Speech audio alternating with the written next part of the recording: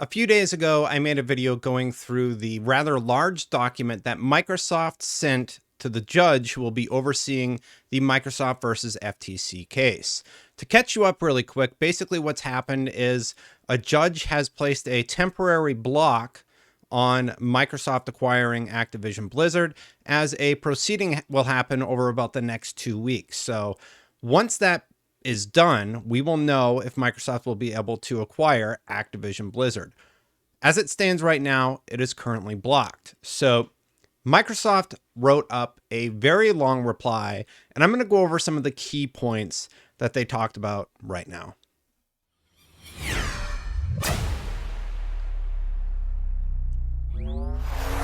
So first, let's recap a few things that we know about this whole case. We know that Microsoft is willing to allow any cloud gaming provider access to the Activision Blizzard titles should they want to start up a service, basically free, I believe. I don't think there's any sort of agreement. At least that's what they've agreed to in the EU. They've offered 10-year contracts to Valve, who turned it down because they said, we don't need to sign a contract with you. You stand to benefit very greatly from allowing your games to be on the Steam platform. They've offered a 10-year contract to Nintendo, who has signed, meaning that should this deal go through, Call of Duty will be available on the Nintendo platform, currently the Nintendo Switch, and I imagine future Nintendo platforms. There's currently a 10-year contract ready to be signed by PlayStation, and also they've said that PlayStation will be allowed to release their games on the PlayStation Plus network. There's also contracts with NVIDIA for cloud gaming, Ubitus, Boostroid, and I'm sure some others that I'm forgetting off the top of my head. That's about what we know. Now, the FTC has made an argument that the gaming market is basically PlayStation versus Xbox. They don't think Nintendo is part of the same market. They don't think Steam is part of the same market. They don't think anybody else is part of the market. Not all of PC gaming, not all of Nintendo. It's just PlayStation versus Xbox. And Microsoft has used that to their advantage in the CMA case, where the CMA actually said there is no concern for console gaming and there's no worry about any sort of issue happening there. Now, I've highlighted some of the paragraphs that jumped out to me from the FTC documentation. Now that I've told you everything that we already know, we've known this because we've been covering it for the last year and change, I believe. Let's look at some of the statements that have been made in the FTC document.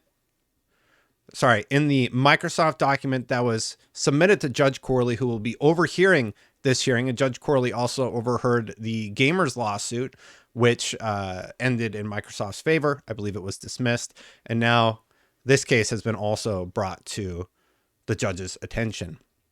Before I do so, if you like my content, hit that subscribe button, hit that bell. If you already subscribed, hit that like button, help the video be shared.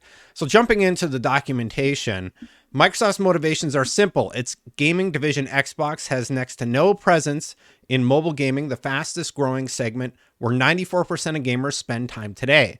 By contrast, Activision King division makes popular mobile games such as Candy Crush, allowing Xbox to compete in this market. The U.S. antitrust agencies have rarely sought to enjoin vertical mergers and have lost every recent case where they tried. They're talking about where the FTC has lost, and now they're again trying to block this merger. They didn't even hear from Microsoft, remember. They heard from Sony and PlayStation, which is bizarre because it's two American companies, and the main reason that they're blocking is because a Japanese company wants to block it. Microsoft has pointed out that's a little bit ridiculous. On each of these issues, the FTC must show evidence, raises questions going to the merits so serious, substantial, difficult, and doubtful as to make them fair ground for thorough investigation, study, deliberation, and determination. The FTC cannot come close to carrying its burden after 18 months of investigation and litigation, including 56 investigational hearings and depositions, and the production of nearly 6 million documents. The FTC offers only a minuscule collection of incomplete quotations in support of its motion. The record will decisively refute the FTC's claims. This is Microsoft basically saying that the FTC doesn't have a case. They've tried to make this case for a very long time now and failed to do so. So yet again, they're holding up this case for some reason. Anyway, continuing on. Why does the FTC contradict in this respect? Because recognizing Nintendo and PCs as part of the market would destroy the FTC's flimsy foreclosure theory. They're discussing what I brought up at the head of the video. Basically, the FTC is arguing that Nintendo and PCs don't count in the gaming industry. It's only Sony. It's ridiculous. The injunction sought by the FTC would thus almost certainly scuttle the transaction. They are saying that. Let's read the whole thing. Finally, the equities cut sharply against the injunctive relief. The merger agreement expires on July 18th, 2023. So the injunction sought by the FTC would scuttle the transaction. They're basically saying, hey, if you let the FTC do this, it's going to kill the case. Microsoft intends to operate Activision similarly to other recent acquisitions whose studio creative operations remain separate and continue to build games as they had done pre-acquisition. So they are continuing to take the hands-off approach.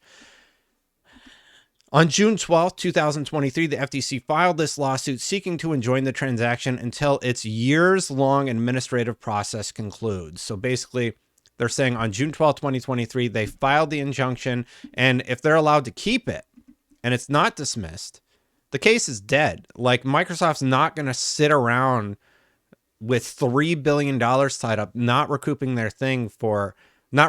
their investment for years. The case is going to die because the FTC just filed to block it. And the FTC can celebrate this as a victory, but the problem being, all of their stuff is weak. If Microsoft were willing to fight for this for the next 2 years, they would likely win. But the problem is, at some point, Microsoft has to say, okay, like, look, it's already been a year. You're going to tie us up for another year or two in this case, and they're going to walk away. And I kind of understand it, honestly. The court must exercise independent judgment and evaluate the FTC's case and evidence on the merits. Jumping down. So the argument is that the FTC is unlikely to prevail on the merits because it cannot provide a likely substantial lessening of competition. The FTC has failed to identify a relevant antitrust market. They've made their own market definitions. As just explained, the evidence shows that Xbox, PlayStation, Nintendo, and PCs all serve as substitutes and compete. Microsoft is making the argument that, hey, look, all of these markets are part of the gaming industry. It's not just Sony and Microsoft. And the FTC's whole argument is that it's just Sony and Microsoft. As noted, Sony's group CEO recently acknowledged the financial and technical difficulties cloud gaming faces, and even if the FTC had evidence of what this segment would look like in the future, it is wholly speculative that Xbox would participate in it in a meaningful way. They're making the argument about cloud gaming, where even Sony has said cloud gaming is very hard to get into. So Microsoft is saying, look, we've talked about cloud gaming with the CMA, and the EU passed it, saying just like, it's an emerging market, let people join it. And Microsoft said, sure, that's fine. And even Sony is saying, look, we don't know what's going to happen with the cloud gaming market. So that argument is sort of refuted. Vertical mergers often generate efficiencies and other pro-competitive effects. They're talking about vertical foreclosure. But the problem is, oftentimes, as highlighted by experts in the field, Microsoft is saying, oftentimes they're actually pro-competitive. So that argument is also weak. But that belief is a reason to approve the deal because the antitrust laws were enacted for the protection of competition, not competitors. So basically, the argument is that you're trying to protect Sony, you're not trying to protect competition. The government's two responses to this straightforward logic are unavailing. The FTC primarily relies on its expert, Dr. Lee, who claims withholding would be profitable. The math is incorrect. If you look at it just as the CMA did, they came to the conclusion that they would lose a lot of money, like billions, I think. He arrives at that conclusion by purporting to simulate the likely increase in Xbox purchases as a result of withholding the demand model and analyzing how profitable withholding would be for Xbox, the foreclosure analysis. The linchpin of his conclusion is that withholding COD would result in a 5% increase in Xbox's console share. Lee initially tried to justify this prediction with his demand model, but defendants expert Dr. Carlton demonstrated that it had serious conceptual flaws. Dr. Lee then pivoted, saying that his demand model is distinct and separate. The FTC strained analogy to Microsoft's acquisition of ZeniMax. Sorry, just to cover off on that first one. So basically they're saying Dr. Lee's math was wrong. Here's why it was wrong again, in case you forgot. That there's no benefit to them taking Call of Duty away from other platforms. They lose money. This was proven in the CMA case. They're just reiterating that fact. The FTC's strained analogy to Microsoft's acquisition of ZeniMax, a fundamentally different game developer, likewise fails to establish that COD would become exclusive. The first two ZeniMax games Xbox released post-acquisition, Deathloop and Ghostwire, were exclusives for Sony. So there were contractual obligations that they would keep those games exclusive, and Microsoft is basically saying there's nothing to indicate that we're going to make Activision Blizzard games like Call of Duty exclusive. We've let ESO remain multi-platform. We've let Fallout 76 remain multi-platform. We've let Mojang's Minecraft remain multi-platform. Where is the evidence exactly that all of a sudden Call of Duty is going to become console exclusive? There is none. There's no evidence, and that's Microsoft's argument.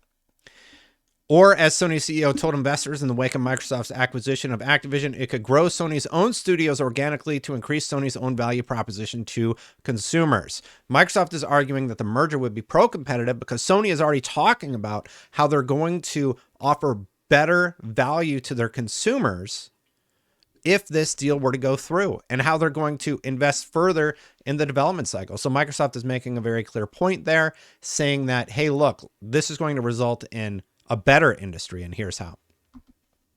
These clear consumer benefits likewise eviscerate the FTC's case.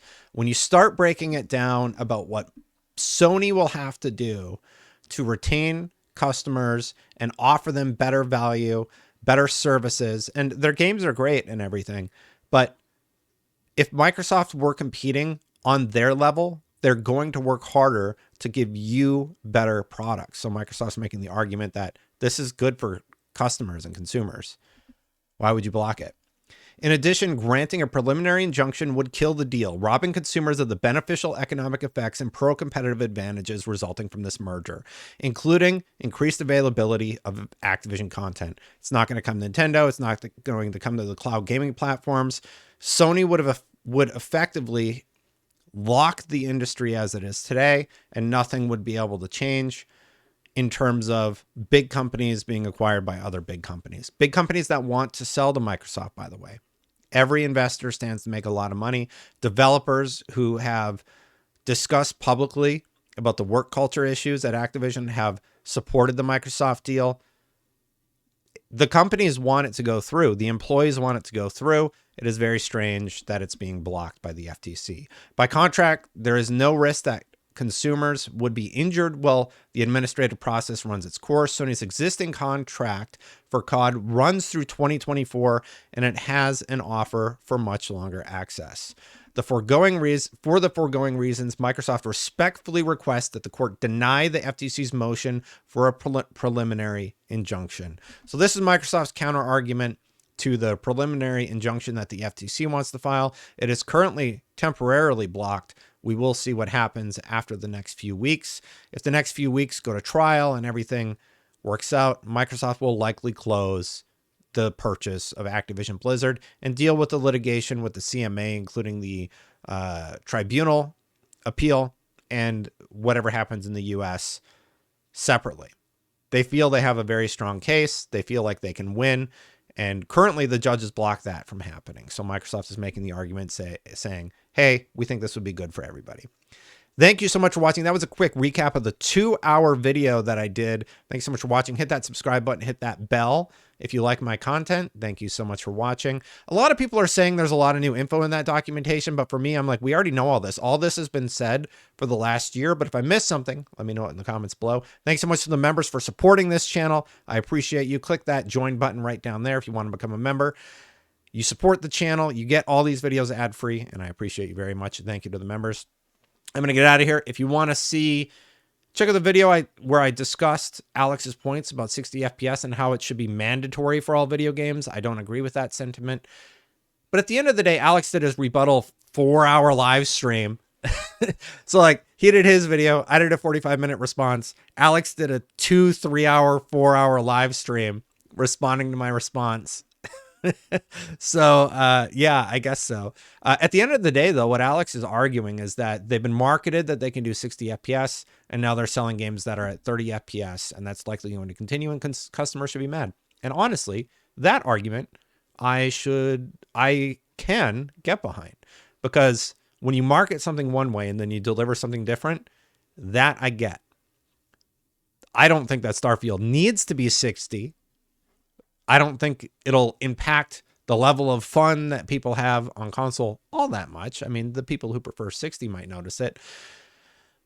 But Alex's point about the marketing is sound. Anyway, check out that video where I do my initial response if you want to see something longer form. I'll catch you for the next one. Bye for now, everybody.